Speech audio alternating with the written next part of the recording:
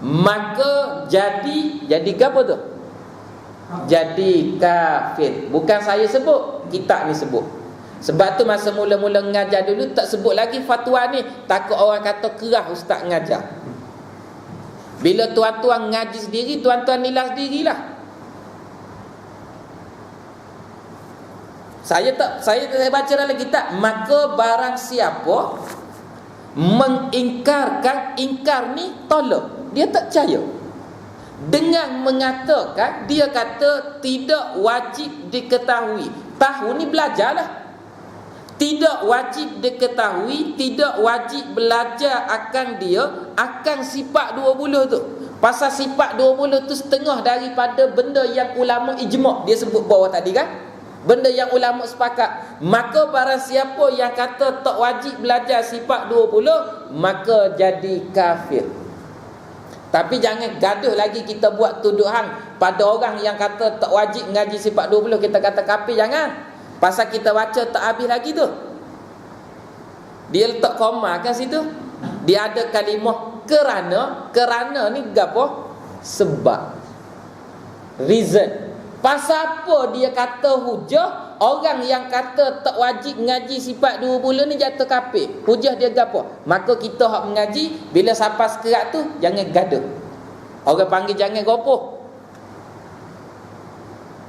Dah. Sebab tu ngaji dia bukan sekadar mengajar ilmu, dia mengajar adab. Kalau mengaji mulut lancang, menyesatkan, membida'ahkan, mengata pada orang, ilmu tu tak masuk dalam hati. Ilmu masuk duduk sini lah. Masuk kau ni, tubik kau ni. Masuk kau ni tak boleh tubik, tubik kau ni je kau. Ada tu tak masuk-masuk, musim ke atas lah. Pagi ni sekejap lagi saya nak pergi ke ni UNICEF Bestari Jaya. Jauh juga tak? Atas daripada mana lagi tu? Kok mana tak tahu ni. Penjara Sungai Buloh, atas lagi kali tak silap. Betul ke tak tahu. Saya dulu pernah pergi, nak pergi ikut latar lah. Ikut latar. Lepas tu kawan tu kata exit ya, Batam Berjuta ya. Saya pernah pergi dulu tahun lepas ke 2 tahun lepas, masa terima jemputan tazkirah Ramadan dulu. Dah 2 tahun lepas rasanya. Nak boleh sapa tu jalan pusing begitu. Tapi tak apalah, dulu muda gagah lagi nak pergi jauh-jauh lah. Seorang-seorang pun ni ajak kawan. Saya pergi dengan kawan. Takut pergi tak apa, takut balik tu penat. Pukul 9.30 mula kuliah. Untuk pelajar tahfiz seluruh negara. Dia nak minta ceramah tajuk adab dan disiplin dalam belajar. Pasal budak-budak tahfiz ni, kawan saya kata sebahagian daripada mereka ngapal Quran semata-mata. Dah memanglah suara dia merdu, bacaan dia tajwid okey, fasih apa, cuma dari segi akhlak tak ada. Pasal dia fokus pada hafal Quran, tapi dia tak ngaji ilmu akhlak, tak ngaji ilmu adab, dia tak ngaji bab kitab-kitab ni. Dah jadinya jadi tempang jugalah. Tahfiz tapi saoko, tahfiz tapi luar pendek, tahfiz tapi tengok video lucah, ada video lucah. Tahfiz juga tu. Pasal dia tumpu pada Quran, dia tak tumpu pada ni. Jadi kawan ajak bincang. Kawan saya ni kawan yang pernah kawan sama-sama negeri Kelantan lah. Masa saya mengaji pondok dulu, dia tidak duduk pondok sekali dengan saya, tapi sebab rumah dia dekat dengan pondok, dia kadang-kadang dia mari ziarah ke pondok. Saya kalau pengalaman yang saya kongsi berkait dengan adab dalam menuntut ilmu, setengah daripada benda yang saya cukup jaga bila saya mengaji dengan siapa-siapa, termasuk belajar dengan Datuk Ismail Kamuh pun, setengah daripada benda yang cuma adalah hormat dan kasih pada guru sebab nak jaga keberkatan ilmu. Bila guru sayang pada kita, bila guru mula memberikan perhatian pada kita, bila guru mendoakan kita, di situ keberkatan ilmu yang kita ambil daripada dia. Saya ngaji pondok tak lama, tak lama pun ngaji pondok. Cuma hubungan dengan pondok tu disebabkan selalu duduk terikat. Sampai sekarang saya terikat dengan pondok. Kalau ada orang nak mari ziarah pondok saya kan, melalui saya pun boleh, walaupun saya keluar pada pondok lama dah.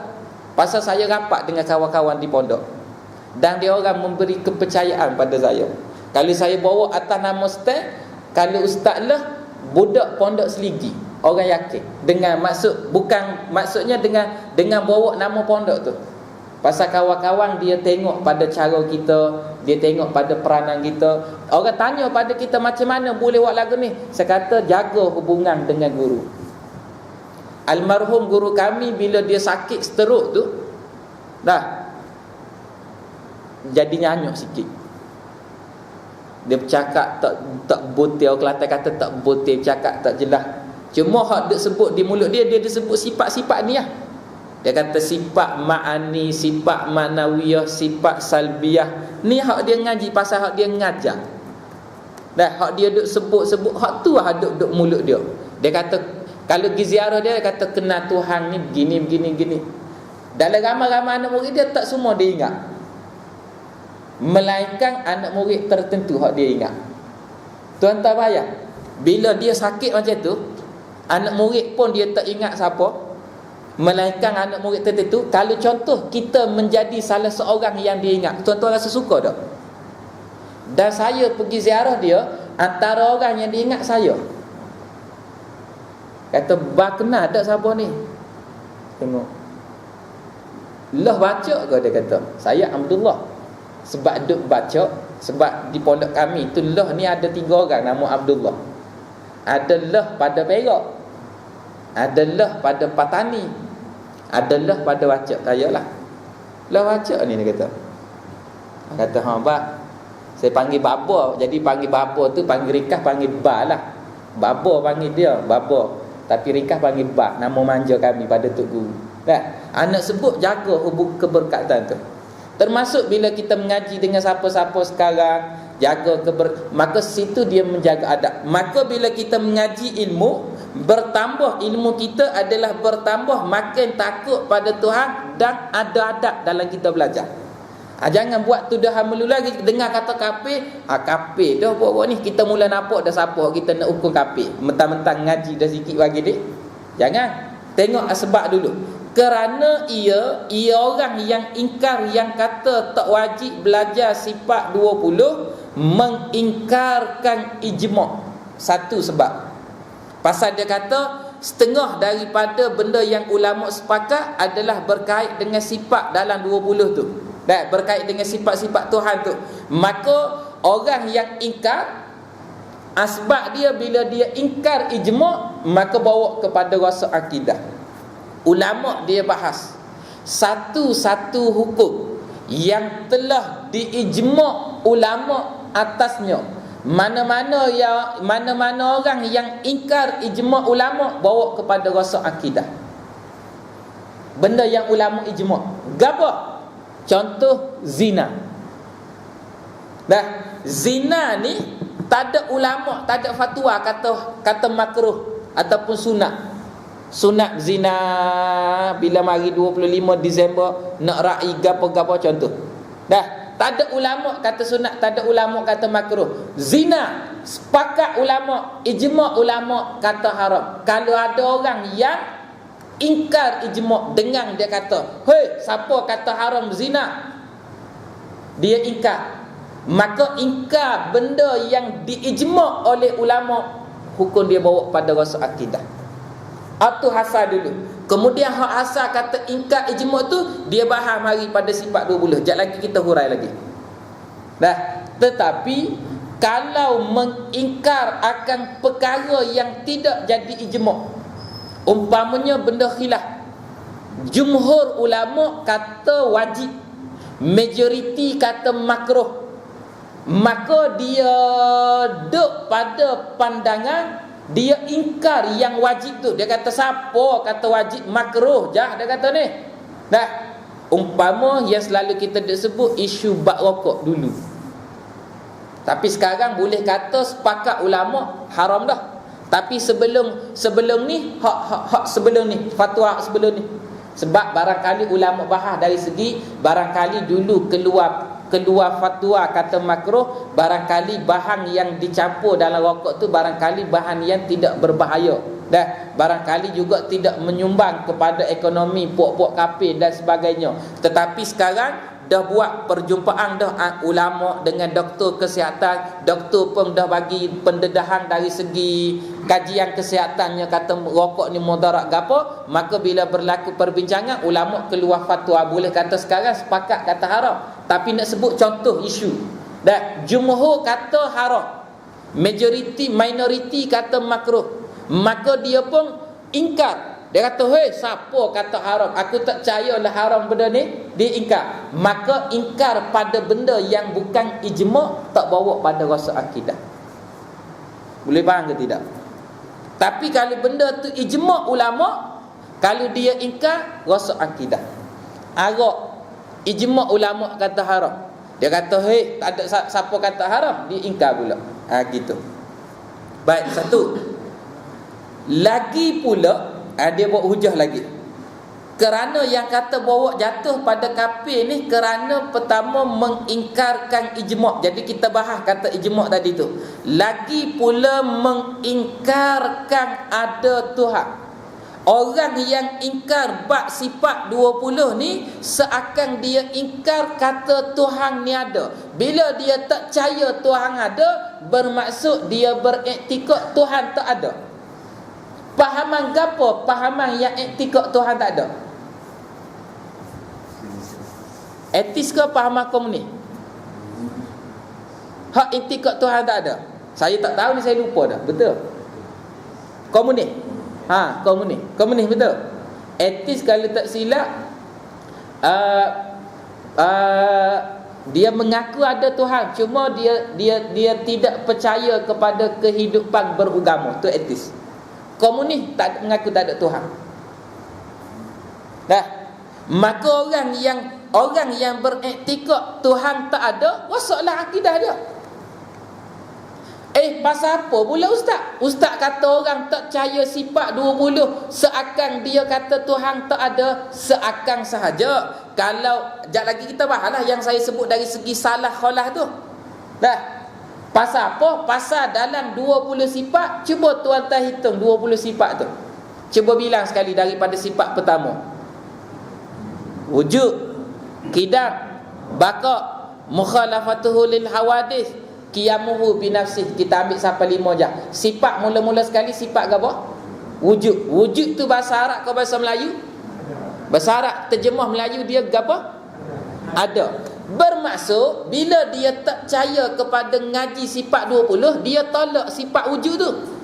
Bila dia tolak sifat wujud, seakan dia kata Tuhan tidak wujud. Maka orang yang kata Tuhan tak wujud, rosaklah akidah dia. Ni hujah dia. Boleh faham ke tidak ni? Gitu. Hak tu yang kata jatuh kafir tu. Tapi kalau orang yang kata tak ngaji sifat 20 pun tak apa, yang penting kita ngaji akidah, jalan macam mana, sama ada salah ataupun khalah, yang penting manhaj yang kita belajar ni bawa kita kena Tuhan. Sifat 20, kalau dengar mengaji sifat 20 boleh kena Tuhan, silakan. Tak nak mengaji sifat 20, nak mengaji cara salah, nak mengaji cara salah, nak kena Tuhan, silakan. Tak nak ambil sifat 20, silakanlah. Tidak kata terikat dengan sifat 20 semata-mata. Inilah juga yang menjadi salah faham. Salah faham barangkali guru hura tak habis, ataupun anak murid salah faham. Dia kata kena Tuhan ni kena belajar sifat 20 semata. Dan sifat 20 tu kena hafal, ingat 20. Selagi tak ingat, semayang tidak sah. Ada orang tua mokcik, pocik tak semayang. Bila tanya pasal apa? Saya baru hafal 10 baru, dia kata. Saya ingat 10 lagi tak ingat, tak boleh semayang lagi. Dah ustaz kata tak sah semayang, nak semayang lagi mana ustaz? Mungkin baru hafal 10.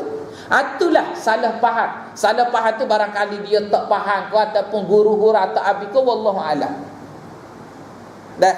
Jadi kita sebut sini, kita kata ini adalah jalan, ini adalah manhaj.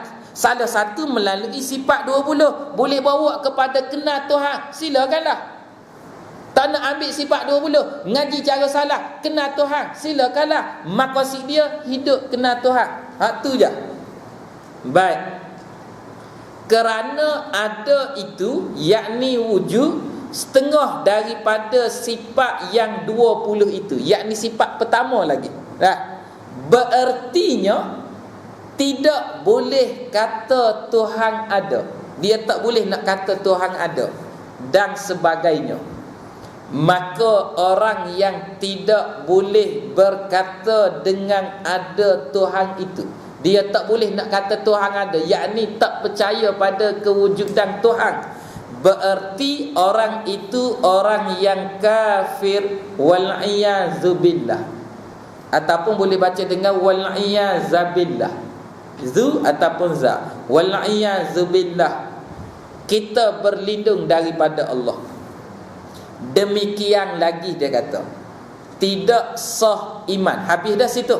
Hak bila kata wal-iyazubillah, habis dah hujah kenapa pengarang kitab ni kata orang yang ingkar sifat 20 tu jatuh kafir. Bukan dia kata orang hak tak ngaji tu. Sebab ulama bahas dari segi manhaj salah khalah. Salah tak ambil sifat 20. Khalah hak ikut turutan sifat 20. Cara macam mana terpulanglah masing-masing. Macam saya mengaji atas perjalanan manhaj ilmu sifat 20. Dengan saya mengaji sifat 20 ni, guru saya membawa kepada kami penghuraian kenal Tuhan, kenal Nabi, kenal perkara gaib, kenal bab makhluk. Maka daripada kenal ni lah timbul takut, daripada kenal ni lah timbul cinta, daripada kenal ni lah timbul rindu, bawa kepada kenal. Kenal atas dasar belajar. Gitu. Baik. Habis. Demikian lagi tidak sah iman seseorang dan jadi kufur di sisi Allah Ta'ala. Apa beza kufur dengan kafir? Saat ni dengan kafir ni kufur dia sebut.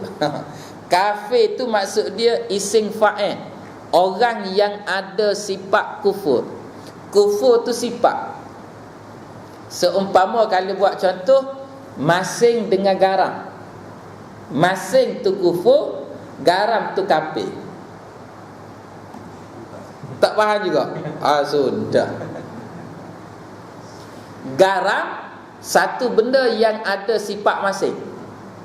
Kafir maksudnya orang yang ada sifat kufur.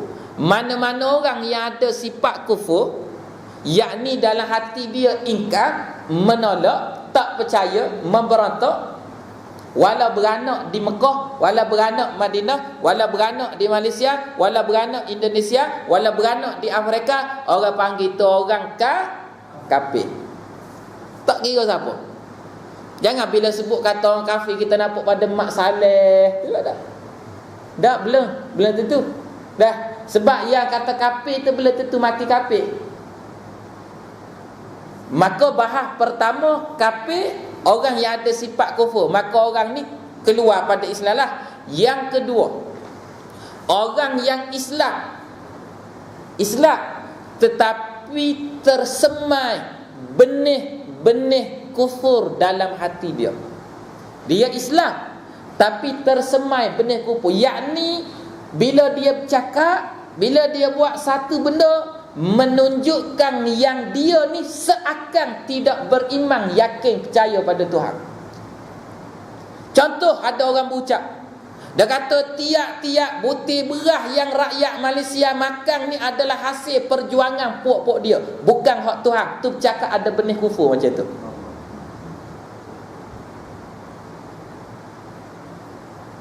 Tak ada kena-mengena dengan Yahidah atau beliau.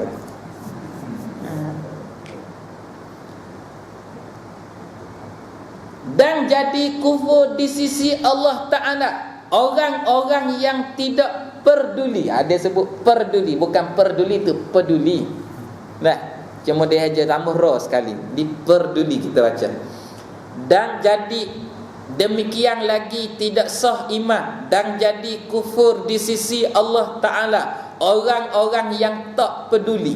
Setakat tu dulu berhenti cara baca dia.